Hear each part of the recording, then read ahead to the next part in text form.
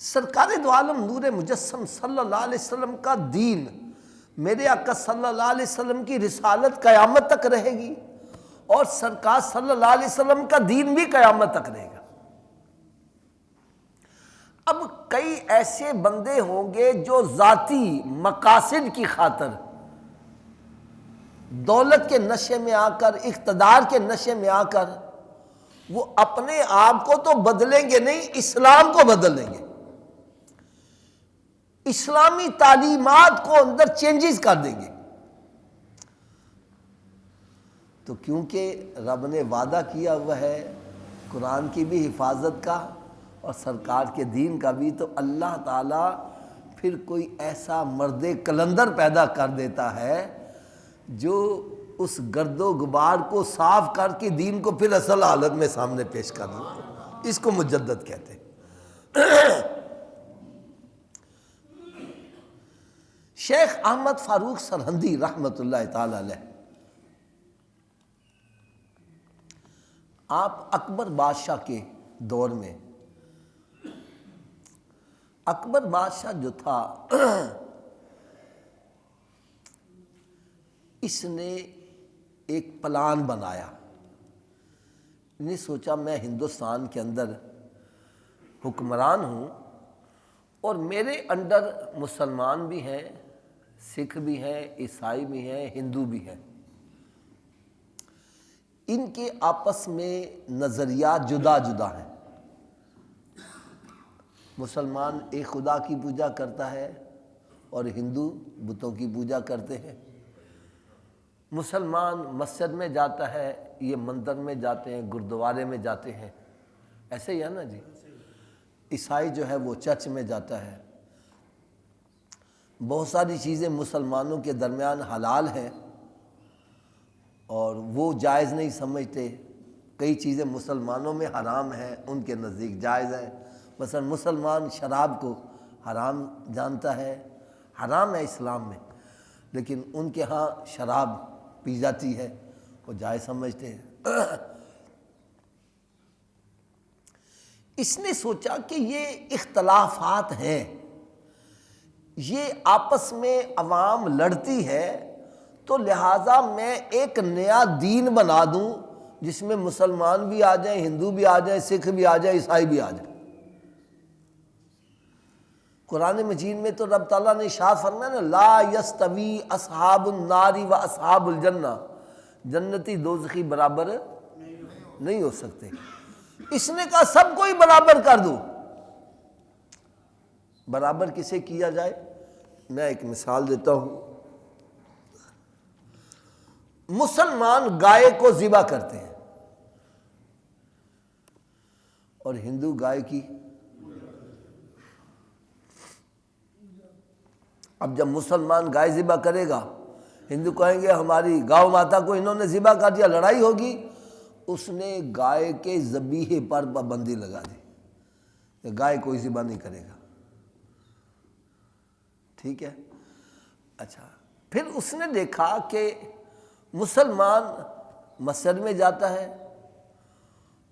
اور ہندو، سکھ، عیسائی اپنی اپنی عبادت گاہ میں جاتے ہیں۔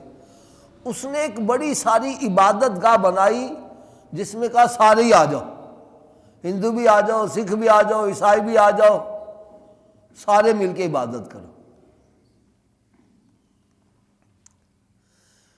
پھر اس نے دیکھا کہ مسلمان السلام علیکم کہتا ہے، کیا کہتا ہے؟ اور ہندو سرسری کال اور پتہ نہیں کیا کیا کچھ کہتے ہیں، نمستے کوئی کہتا ہے۔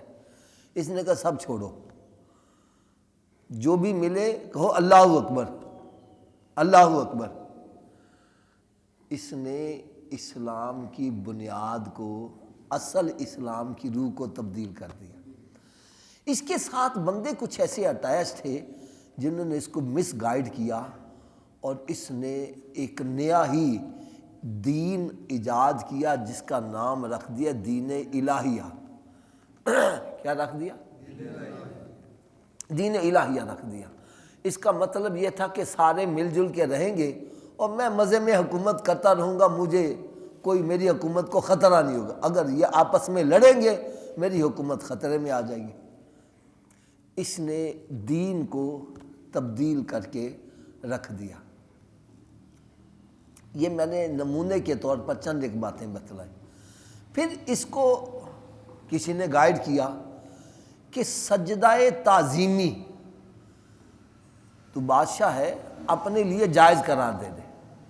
جو بھی تیرے دربار میں آیا کرے پہلے تجھے سجدہ کیا کرے. تو سجدے ہونے شروع ہو گئے. اب اس کے پاس حکومت بھی تھی، اقتدار بھی تھی، دولت بھی تھی. اب اس کے ساتھ کوئی ٹکر لینے کے لیے تیار نہیں تھا. سمجھ گیا نا؟ آپ کو پتہ ہے کہ جب حکومت پاورفل ہوتی ہے تو جو بھی سر اٹھاتا ہے اس کو پکڑ کے جیل میں ڈال دیں، جو بھی سر اٹھاتا ہے پکڑ کے جیل میں ڈال دیتے ہیں. اس نے ایسے ہی کیا. جو بھی سر اٹھاتا اس کو پکڑ کے قتل کروا دیتا یا پکڑ کے جیل میں ڈال دیتا. اب اس کے ساتھ ٹکر کون لے؟ اللہ تبارک و تعالیٰ نے ایسے وقت میں حضرت مجدد الفسانی رحمۃ اللہ تعالیٰ علیہ کو پیدا فرمایا، اور جن کے اندر حضرت عمر فاروق رضی اللہ تعالیٰ عنہ کا خون جن کی رگوں میں دوڑتا تھا. آپ نے بادشاہ کے سامنے کھڑے ہو کر الگ اعلان کہا کہ جنتی دوزخی برابر نہیں ہو سکتے، مسلمان کافر برابر نہیں ہو سکتے، پاک ناپاک برابر نہیں ہو سکتے. تو کون ہے سب کو برابر کرنے والا؟ لہٰذا جو تو نے نیا دین نکالا ہے وہ غلط ہے. دین وہی ہے جو میرے آقا صلی اللہ علیہ وسلم کا دین.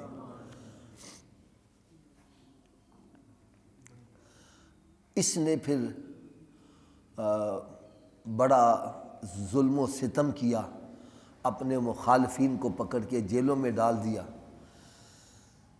پھر جب اس کا انتقال ہو گیا، مر گیا، اس کے بعد اس کا بیٹا جہانگیر آیا.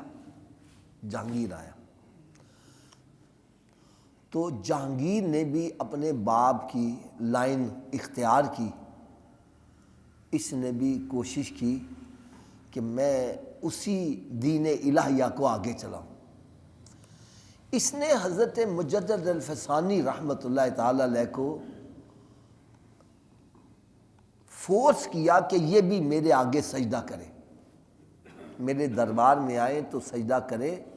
یہ اگر مجھے سجدہ کر لیں گے تو باقیوں کے لیے اعتراض کی بات ختم ہو جائے گی. میں کہوں گا مجدد الفسانی نے جب سجدہ کر دیا باقی تم پوچھے کون رہ گیا. اس نے ایک میٹنگ بلائی اور مشورہ کیا کہ بھئی مجھے مشورہ دو کہ کس طرح میں ان کو سجدے میں گرا سکتا ہوں، یہ کس طرح مجھے سجدہ کر سکتے ہیں. ایک بندے نے مشورہ دیا، کہنے لگا جی یہ کام میں کروا سکتا ہوں آسانی سے. کہنے لگا وہ کیسے؟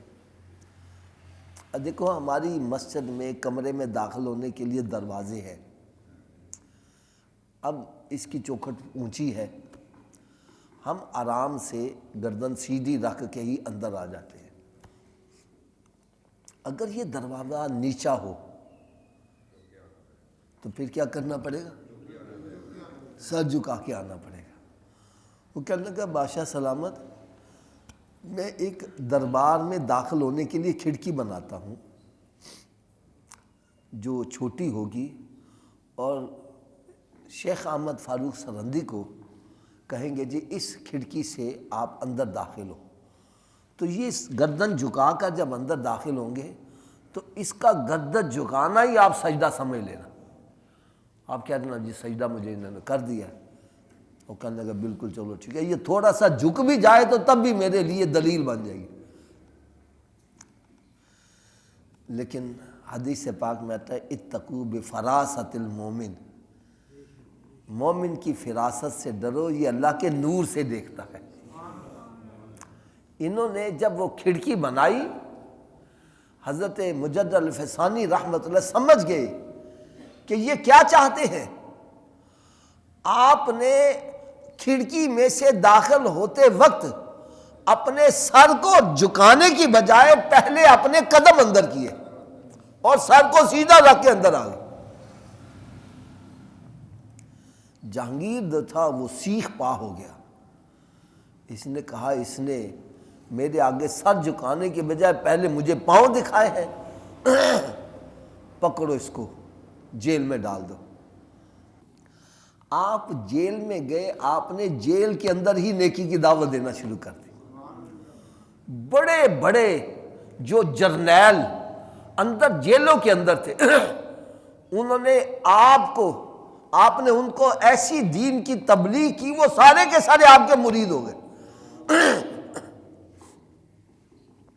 اور جیل کے اندر جناب وہ نمازیں پڑھی جا رہی ہیں، دین کا کام ہو رہا ہے، وہ سارے بڑے حیران ہو گئے۔ پھر ایک وقت آیا، جہانگیر کی بیٹی کو سرکار صلی اللہ علیہ وسلم نے خواب کے اندر اپنا دیدار کروایا اور دیکھا سرکار صلی اللہ علیہ وسلم ناراض بڑے سخت ہیں۔ وہ رونے لگ پڑی، یا رسول اللہ آپ ہم سے ناراض کس وجہ سے ہیں؟ فرمایا میرا ایک بیٹا تمہاری جیل میں ہے اور مجھے کہتے ہو کہ ناراض کیوں ہو؟ وہ بیدار ہوئی تو وہ کانپنے لگ پڑی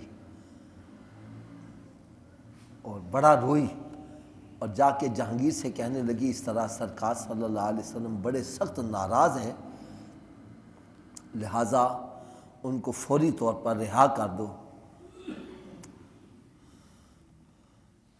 تو جہانگیر نے نا پھر آپ کی رہائی کے آرڈر کیے۔